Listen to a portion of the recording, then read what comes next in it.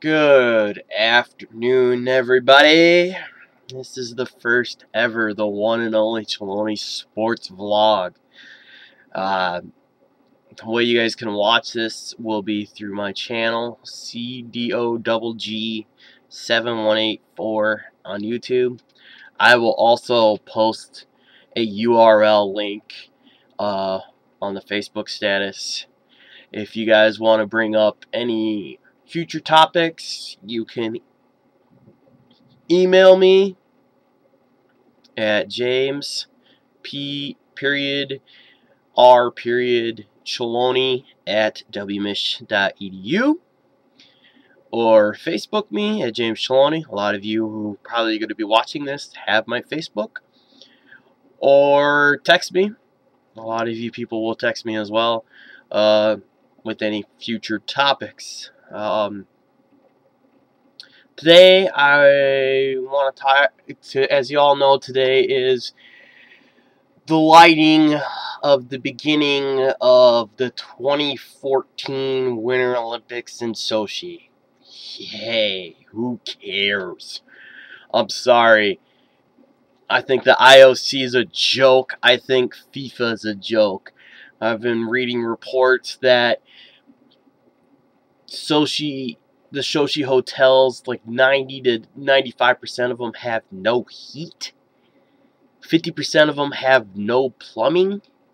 How the hell are you supposed to have a Winter Olympics with over 2.5 million people coming to this damn thing, and you have no heating in hotels and no plumbing in the fucking hotels as well? That's equaling bad news. I'm sorry. I think it's just redundant. I think it's stupid. And I blame it on the IOC and the Russians. And I'll tackle the FIFA here in a minute, because the World Cup's coming up in the summer. The IOC and the FIFA is corrupt. IOC goes, oh, okay, we'll give Russia the Winter Olympics in 2014. What did Russia decide to do a year and a half ago? Oh, we got Winter Olympics coming up.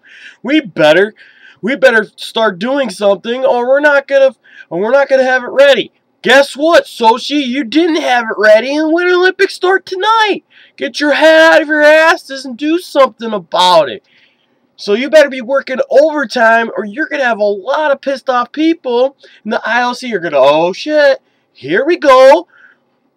We picked a bad city when they decided it 8 years ago. I blame it on the IOC and Russia for not getting that. And people going, oh, you can watch the Winter Olympics, Chaloni? Hell no, I ain't going to watch that. I'm not going to watch stupid ice dancing and speed skating. Speed skating is just NASCAR with people on ice skates. Let's get real. The only three things will watch is Olympic hockey in the medal round, curling, because curling's cool, with brooms and that heavy piece of disc. That's pretty sweet. And the last thing I will watch is the bobsled. I believe it's the 20th or the 25th anniversary of Cool Runnings, and I'll be watching the two-man Jamaican bobsled team. I hope they get a medal. It'd be awesome to commence the 25th anniversary of the Jamaican bobsled team. Now to the FIFA World Cup. Like I said, I'm ranting and raving about this because I thought I heard this and was laughing my ass off. I think it's hilarious because what I read last summer, they don't even have the soccer stadium yet ready for the World Cup. And they said they're only halfway done. I hope and pray Brazil freaking takes notice of the Sochi stuff, because the World Cup, in my opinion, is a whole lot bigger than the Winter Olympics. And FIFA's already corrupt, because everyone knows the Americans are not going to see a World Cup, probably not in our lifetime, unless something changes.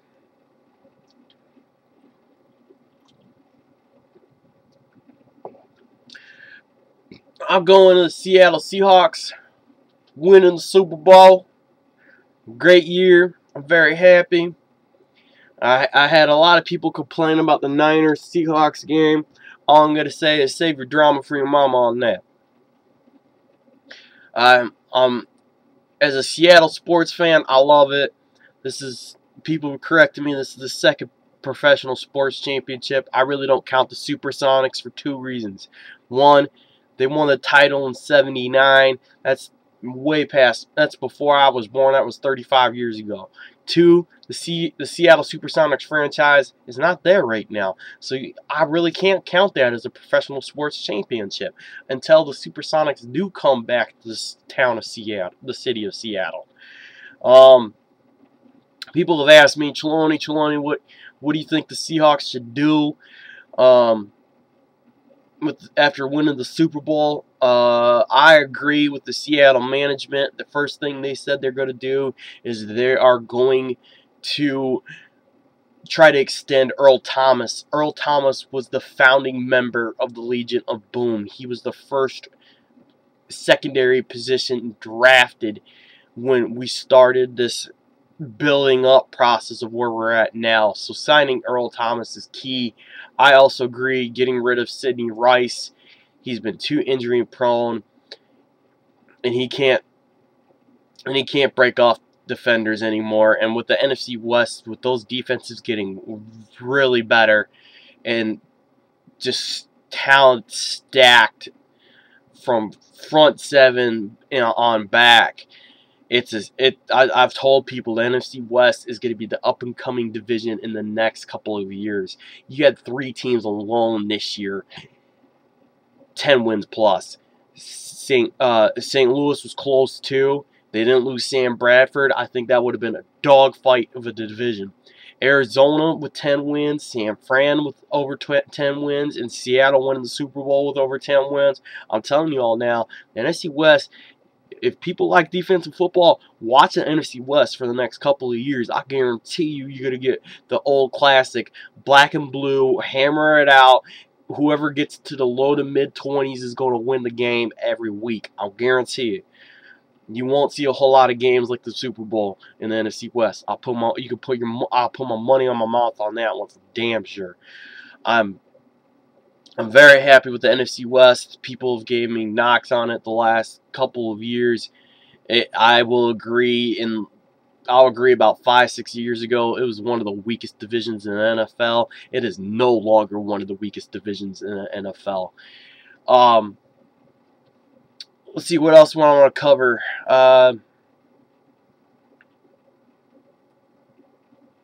Cover the NBA. I'm going to get to the All-Star game here a little bit too. I won't watch a whole lot of it. I'm not a big All-Star game guy now because I'm sick and tired of the exhibitions and competitiveness. It's not really competitive. There's no competitiveness in the All-Star games. It's like I said, it's an exhibition. Now people agree with me on this. The NBA All-Star game, they just clown around for the first 3.5 quarters, and then 6 minutes left on the clock in the fourth, and it's a close game. Oh, now we're gonna get real. Come on, guys, let's get real on that. I probably will watch the dunk contest if the rumors are true. I don't know if people have read this yet. Paul George, my boy Damian Lillard from Portland. Yes, I am a Blazers fan, people. I am also a Lakers fan. But you can't, like I told you, West Coast bred till West Coast dead. And also John Wall. Terrence Ross will be defending his NBA dunk contest. I think this is going to be one of the best dunk contests we have seen in years. And then people are going to go, whoa, Trelawney, that's a little far-fetched. But I'm saying, no, it isn't far-fetched because the last couple of years in the dunk contest have been super weak. I can't remember a good dunk contest for almost a decade now. And if people want to clarify me on this, I'll be more than glad to go ahead and rewatch it. Any of the dunk contests that people want to call me out on, and I'll rewatch it. But I think this is going to be a very good dunk contest because for the first time, there's going to be star power, people who can actually fly and dunk. People have seen Paul George with some of the nasty dunks he's thrown this year.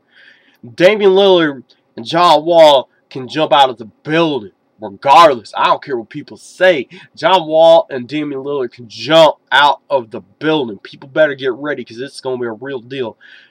I'm not going to make a prediction because I'm excited. I don't really like making predictions on dunk contests like that. But if I was, I'm going to. I might be. If I'm favoring somebody, it's Damian Lillard because I love Damian Lillard. He can do almost everything. He's clutch in the fourth. He could shoot. He can shoot the ball very well, and he can dish his dimes when he wants to as well. I think Terrence Ross better be ready because I got a gut feeling Terrence Ross is not going to reclaim his title. I think you might see a Damian Lillard, Paul George final. And I'm going to give credit to Damian Lillard. If Damian Lillard accepts the three-point contest invitation, he's going to, I read this, he's going to be the first ever All-Star to do every single event at the All-Star weekend. Playing the game, being the dunk contest, being the skills competition, being the three-point contest, and as well playing the rookie-sophomore challenge, which I will take the sophomores again, unless they changed it back to Team Chuck and Team Shaq. I don't understand that with that and the Pro Bowl with Rice versus Sanders. If someone can enlighten me, I understand the game was more competitive this year. I've said with the Pro Bowl, they got to do one of two things. I don't know if Goodell's ever going to listen to this or hear this. I said they need to do this. Either eliminate the coin toss in the Super Bowl, and whoever wins the Pro Bowl, go back to conferences. Whoever wins the Pro Bowl wins the coin toss. Or the second thing, which I could see as a better option, everyone knows with the draft, it goes based on record. And the NFL has these stupid coin tosses on deciding who's going to have the better pick selection. Instead of that, let's use the Pro Bowl as whoever wins that conference who has the tiebreaker. Get rid of the stupid coin flip. Whoever wins a Pro Bowl, that conference gets that pick ahead of the losing conference for that pick. For example, you've got the Jags and the Falcons. I believe were both at 4-12 this year, and the NFC wins the Pro Bowl. The Falcons will get the 4, and then the Jags get the 5. That's what I would like to see with the Pro Bowl fixed. I'm not a big hockey guy, as everybody knows, but I can dabble into it. I'll cover anything from baseball to WWE, UFC. Like I said, I'm not really big on the All-Star games anymore. There's just the competitiveness is just gone. People already know about my opinion on the MLB All-Star game. I understand it's home field advantage for the World Series, but can I ask my baseball fans this question? Why are they playing a 162 game season if it don't mean nothing? I understand winning a division and all that, but you know, let's go back to old school. If you want to have the MLB All-Star Game as an exhibition, just have simple rules that everyone's got to play, and then go to a home run derby blast off with 10 to 15 guys that are on the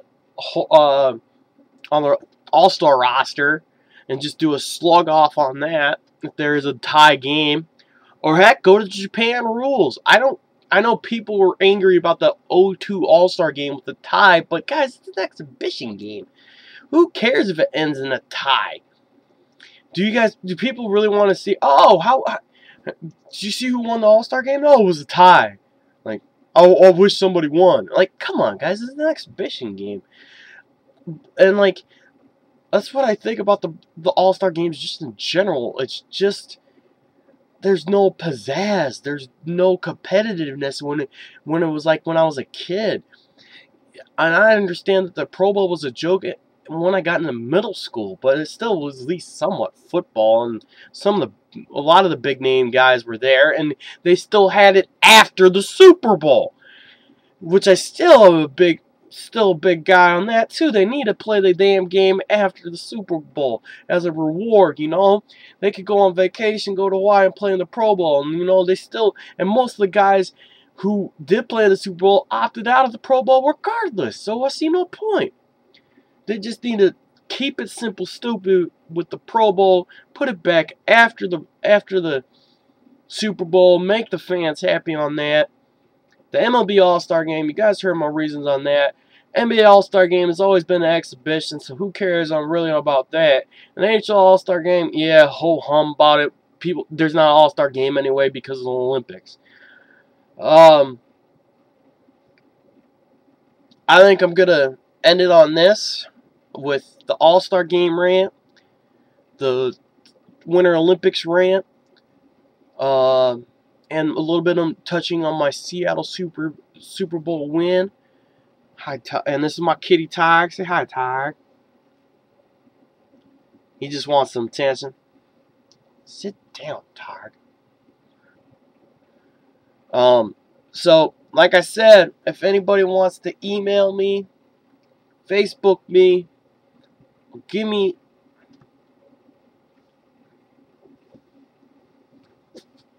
Sorry, guys. On that, kitty just wants attention. As I said, email me. You got my email address. It's james.r.chaloni@wmsh.edu. I'll tackle any further topics in the future. Facebook me, James Chaloni. Not hard to find. I still have my Seahawks Sherman jersey and the Seahawks helmet as my prof pick pages. As my prof picks page. And text. I'll be willing to listen to any topics here in the future.